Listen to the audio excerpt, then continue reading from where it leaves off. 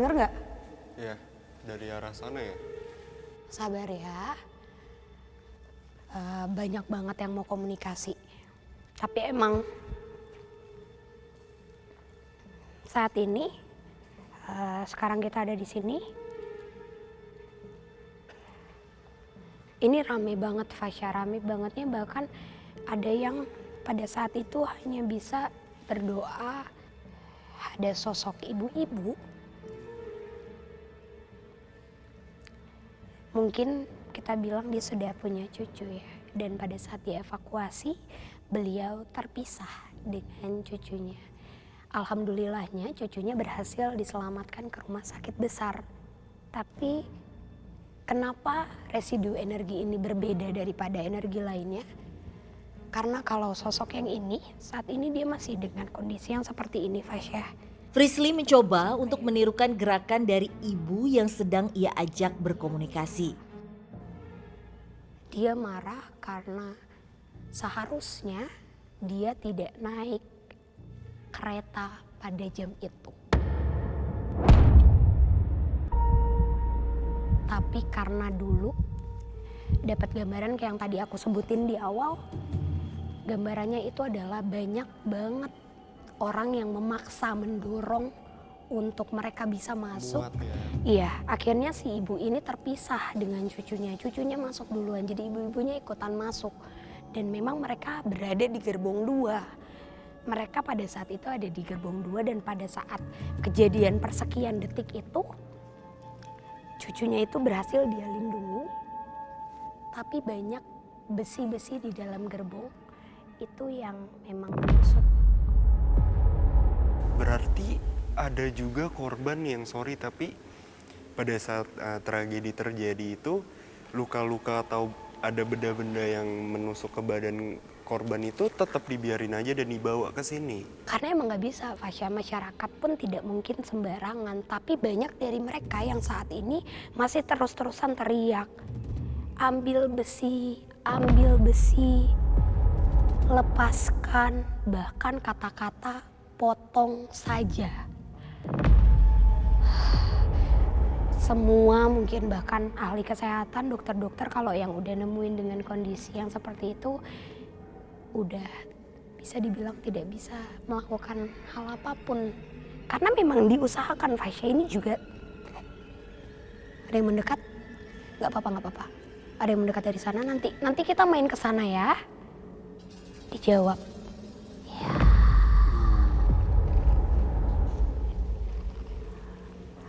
Oke. Coba kita kesini kali ya, karena dari tadi suaranya udah aktif banget. Yuk, Fasya.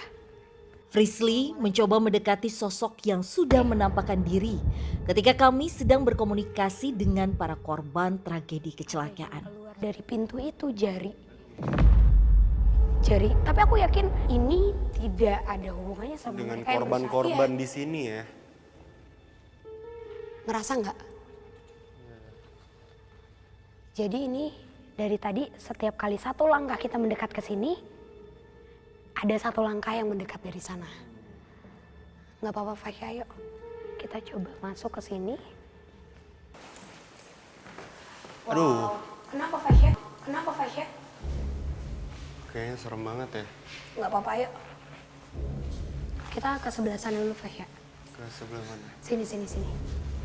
Kamu jangan takut, makin takut nanti malah makin ada yang nongol. Kenapa? Kayaknya kita perlu masuk deh ke sini. Oke. Panas ya?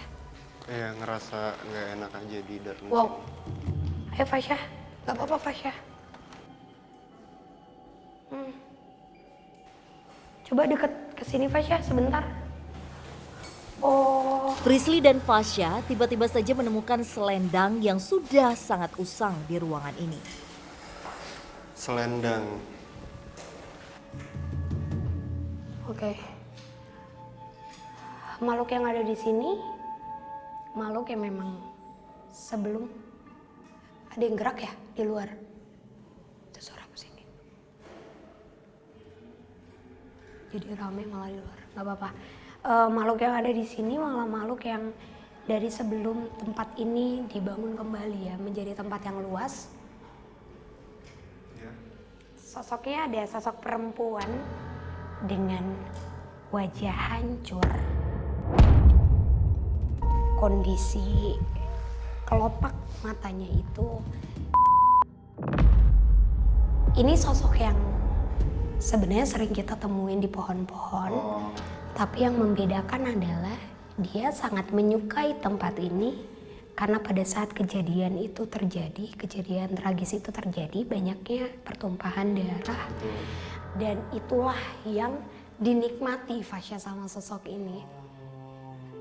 Jadi malah sosok ini tadi pada saat kita di depan, kenapa dia membunyikan sesuatu, menunjukkan secara suara, karena dia kira kita membawa itu, kita akan memberikan itu. Karena pada saat dulu, kenapa banyaknya orang-orang yang datang, bergerumbul orang-orang datang itu kan memberikan darah kesannya, padahal kan itu membawa korban. Tapi yang dia tangkap itu untuk memberikan kepada dia. Tapi ini sosok yang mengganggu, Kak Frisly. Beb, aku sih bilang ganggu ya, karena sosoknya itu duduk di sini terus mainin kaki. Dan sering kali dia menunjukkan secara fisik kepada para penunggu atau bisa kita bilang orang-orang yang tugas di malam hari. Oh, penjaga. Betul, Fasya. Oh, menunjukkan dengan kayak gimana, Kak Frisly? Coba sini. Kenapa?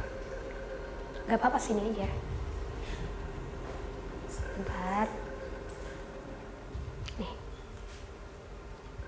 Sosoknya itu kalau misalnya dia ngedekat, biasanya dia ke penjaga. Itu penjaga lagi tugas untuk ngunci atau matiin lampu. Itu dibisikin Fasya. Bisikin apa?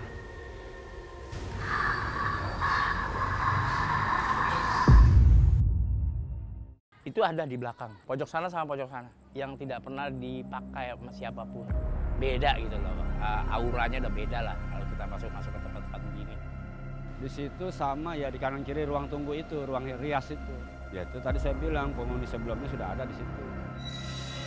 Lampu atau penerangan di tempat ini, sekitar sini, satu deretan tidak mungkin bisa terang banget. Akan selalu redup. Duh, kayaknya kita pindah sih dari ruangan sini. Kenapa? Nggak enak banget, ah. Yuk.